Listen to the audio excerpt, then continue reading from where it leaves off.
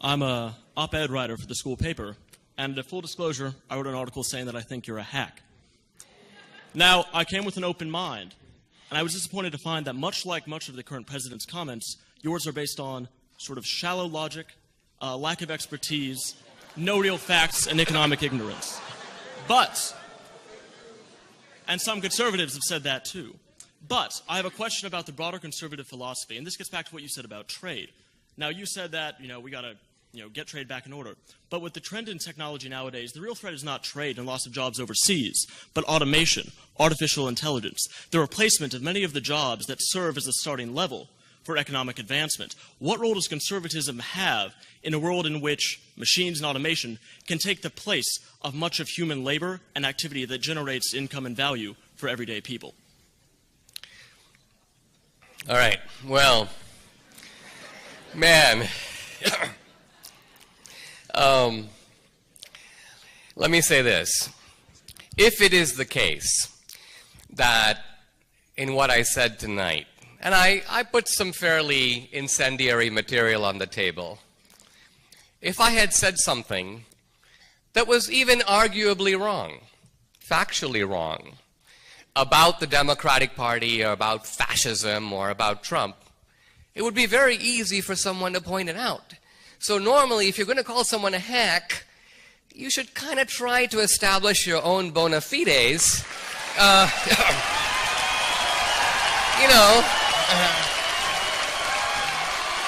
It's okay.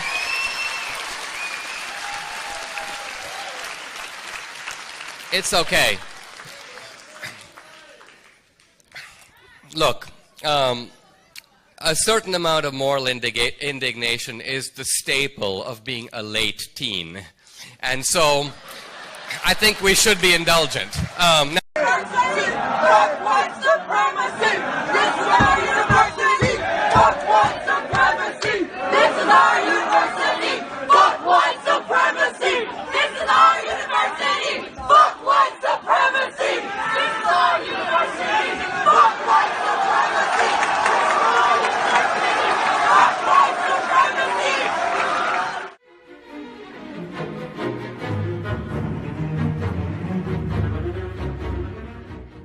Okay, so can we talk now, or are you going to keep shouting? Like, really, now's your chance to get it out. Let's hear your feeling. Come on.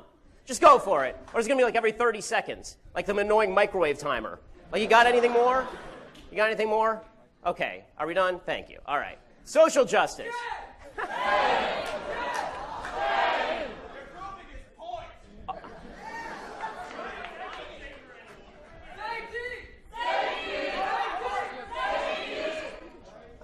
Now, normally I don't like to do this, but if we have any peace officers, this actually is now a disturbance that we would like to get past so that we can actually have a discussion. If you guys want to talk, we can talk. If you want to shout, get the hell out. So, social justice is an oxymoron. Okay? If a guilty man is acquitted because he's the right race, that is anti-justice. If an innocent man is convicted because he's the wrong race, that's anti-justice. Social justice, however, suggests that your group identity, your identity as a person, relieves you of individual responsibility to be a decent human being. So you get to interrupt lectures if you're the right race or if you're the right gender or the right sexual orientation. You get to do these things without punishment because, after all, that's in the nature of social justice, group justice. We don't hold you responsible for your individual actions. You get extra points in heaven because you were born with a certain skin color or sexual orientation. Shame.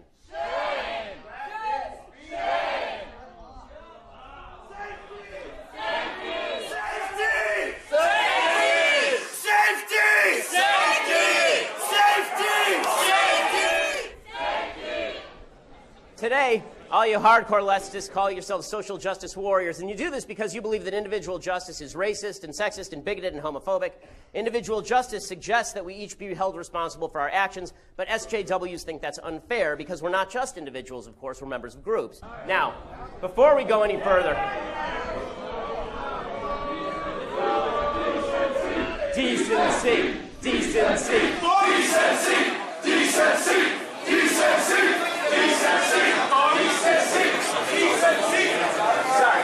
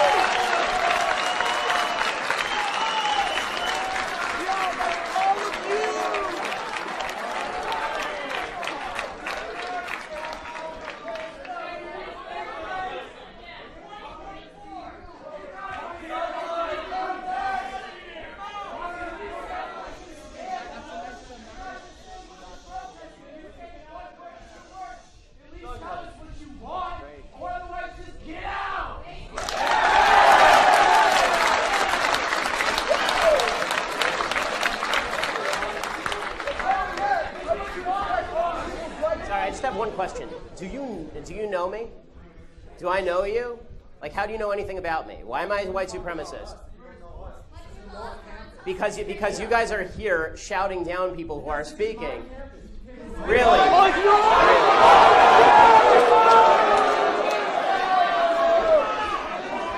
Okay, last time. How what starts?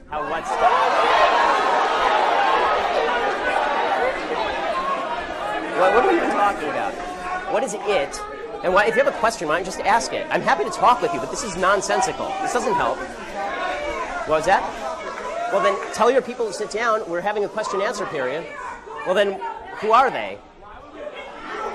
If you want to have a conversation, let's have a conversation. This is not productive. This is whiny nonsense. To protect free speech, it is hate speech.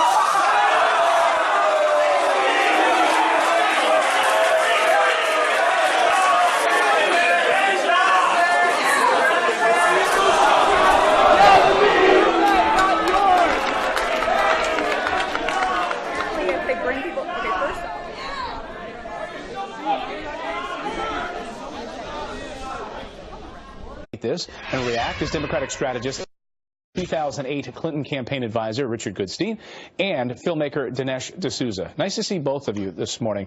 Richard, I want to start with you. You hear that argument back and forth that the reason that Trump won was because they gave a platform to white supremacists. Do you buy that? Well, there are a lot of reasons. Although I have to say, I was listening to your commentary earlier, and you talk about how Trump crushed Hillary. It's an odd term to use about somebody who got 2.5 million fewer votes, who got under 47% of the vote, less than Mitt Romney got. It's a funny way to talk about crushing somebody. I will say this, though. You know, we heard this term alt-right. That's a kind of an alt-reality, the notion that Trump did the crushing. Look, there are facts, Clayton. Trump tapped into the birther movement. He talked about Muslims and Mexicans.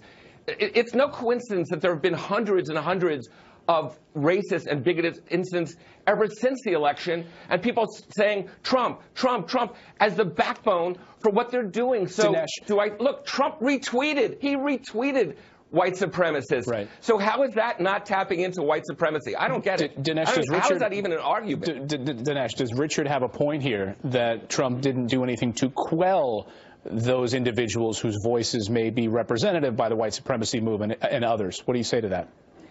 Well, this kind of white supremacy allegation is part of the modern Democratic playbook. I remember in 1980, people dragged out 5 toothless white supremacists and said to Reagan, you know, you're catering to white supremacy. You can look at these guys, they've endorsed you. And Reagan said, well, you notice that they may have endorsed me, but I haven't endorsed them.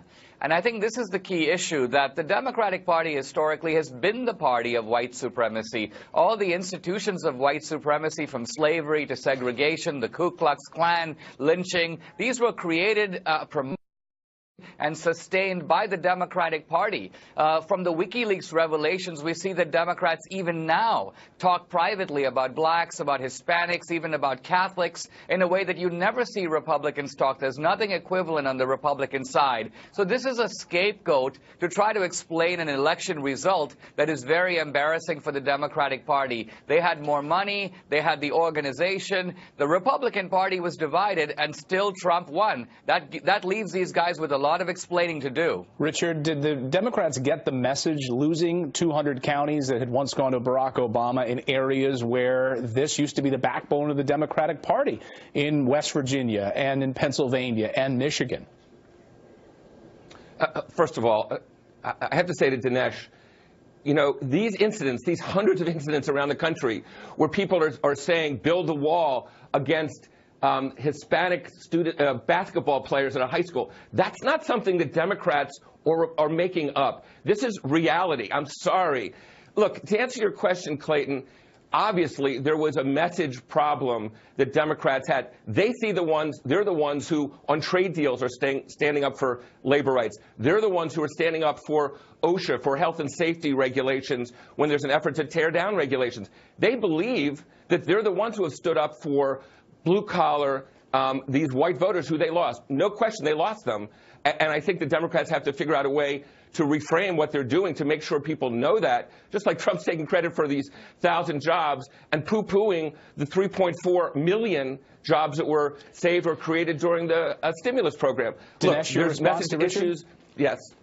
Well, let me address directly this issue about building the wall. Remember that the reason that we've seen this decimation of the white working class is due to the combined forces of technology, globalization, immigration. Trump was the only candidate directly addressing those issues. He said, I'll do something about immigration. I'll do something about trade. Obama and Hillary have done nothing about these issues and essentially been blaming third parties. Oh, it's CEOs and corporate jets. That's why you don't have a job. Trump was at least putting his finger on the right issue. You can't write it off to racism. It wasn't that at all.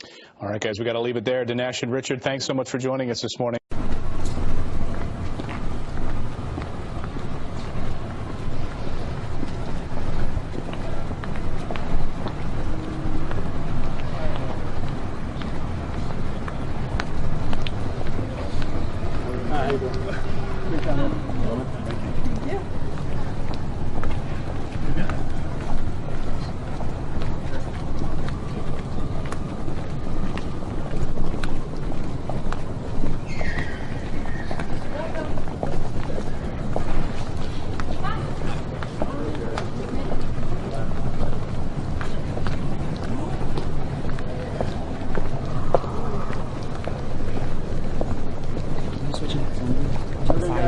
How's it going, fellas? Hey, man. How are you? Good to see you, man. Yeah, thanks for having me, guys. And don't let us in because... Well, you may not be the only one, sir. Nice to meet you. Hey, good to... Thanks for coming out. Appreciate it. Good to see y'all. Hi, how are you? Hey, how are you doing, man? I'm doing well. You RSVP? The group certainly knows I'm coming. I RSVP'd with as somebody listening in the audience. I RSVP'd as a speaker, and I RSVP'd as security. So if you have any other standards of RSVP that are necessary, I'm happy to fulfill those. Give us 1 second. Yeah. Sure. Please. I'll help you out. Can I help you out? Okay. Alrighty. How are you doing? I'm pretty good. How you doing today? Yeah, doing okay. A little chilly, but it's November, right? Seems like a lot of security for no protesters. I'm not Pretty security. for our events. Let him speak. Ben, you're the How are man. you, sir? Free country. Sure. Step over here for a minute. Oh. How are you? I'm the head of public safety. Nice to meet you. Pleasure to meet you. You know that you weren't registered, whatever, for the group didn't register you for the event. They have strict things, Welcome to so Soviet you're Union. not allowed, into the event. Well, I mean, YAF did inform you that I was coming as a speaker, as a person sitting in the audience, as well as a member of Christina Hoff Sommers' team. So I'm not sure whether their standards are necessary. I'm also wondering exactly why it's so necessary to keep me personally out. We're just following protocol, sir. Well, why is your protocol to keep me specifically out? What country protocol? Soviet Union or United Do States? you want to step over here to decide? Well, I'm happy to do it right here if you'd like. I mean, I don't think this needs to be private. The bottom line is it's private property, okay? I'm It fully wasn't aware. proper procedures weren't followed, and you're not going to be allowed to. So am I to understand that if I take 3 steps forward, you will attempt to have me arrested? If you create a problem and you will not, leave the campus, yes. Okay, so just to be clear, if I attempt to enter that hall right there and sit down just to listen to somebody speak, or if I attempt to ask a question or to engage in free speech, you will have me arrested. At this point, yes, sir. Okay, then I'm glad that we've clarified that situation. I'm also glad that in a city, I mean, clearly you have great security. I'm glad in a city that has some 4,000 shootings to this date, you have 30 members of security just for a 5'9", 165 Jewish guy. This is maybe a mild allocation of resources. Well, okay. Well, if that's the way we're going to do this, then we'll just do the events elsewhere, folks. So follow us. Here we go. By the way, this is the general show education. Little guy that looks like he'll play violin. Folks, we're going to be heading over, so here's the deal. What's the address of the place we're going? We're going to the Green Room Theater. Green Room Theater, 2 blocks that way. You know where it is? We have an address? What's that? We have an address? It's actually 0.7 miles guys right walking down the there? road. So we're going to be in a car. But it's called the Green Room Theater. Green Room Theater. We'll get there. Green Room Theater. And you guys are more than welcome to join us. This campus obviously doesn't give half a shit about free speech. Listen, forget him. Thanks for what you do, man. Hey, absolutely. Thanks for coming out, guys. You're my hero. It's just a pity the administrators you're have my no hero. respect for you guys as students and as community members. Jen recently showed you a picture of me playing violin that looks like you. That was me! I appreciate it. Thank you. Yeah, Ben, can I shake your hand too? Absolutely, guys. Very nice to meet you. Thank y'all for coming out. I really appreciate it. We'll see you 3 blocks over. Thanks for coming out, Ben. Absolutely. I guess it was good that we Hey, thanks a lot. Ben, in 8 years you got to run for president. You understand? You have everything for it, okay? Go on. Well, it depends. Will they allow me to speak? We're gonna change Chicago. We have to change Chicago. Chicago is not lost city. I'm glad that Rahm Emanuel can have a city where all of the illegal immigrants are allowed to stay sanctuary style. But if I come to speak at a university in the city, we have to ensure that I can't be allowed to do that. We'll see you guys like 3 blocks over, okay? It's called the Green Room Theater. Green Room Theater, okay? Greenhouse Theater at Lincoln? Yeah. You got it.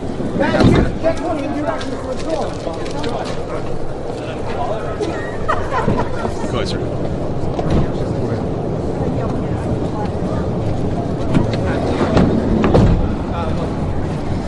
Do either of you feel our criminal justice system has become too political? Our political justice system is a catastrophe. It's a catastrophe, and it's and what was exposed in Ferguson, that the criminal justice system is kind of powered. The financing of it is powered by the kind of targeting of poor people. That's true in Ferguson. It's true in Chicago. One of my sons is a public defender in San Francisco. He deals with poor people every day who are run through the system for the most petty things, and they absolutely are caught up in, in a vice that really steals from them and kind of purrs along in an oppressive way.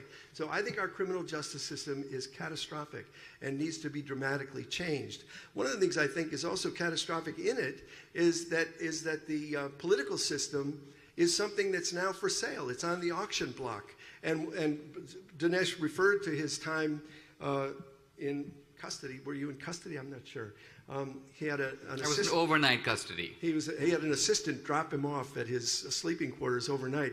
I offered to write him a letter to the judge asking him not to put Dinesh in prison. He turned it down because I was going to advocate that he go to North Carolina and register voters, which would fit the crime of corrupting the political process in New York. But no, I think the criminal justice system is deeply corrupt, and it's corrupted by politics. Okay. Okay. The inequity of our criminal justice system is on full display right on this podium right here.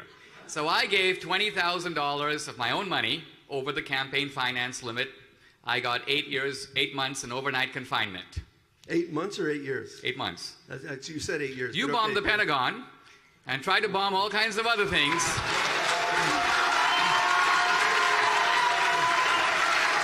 What are you cheering for? How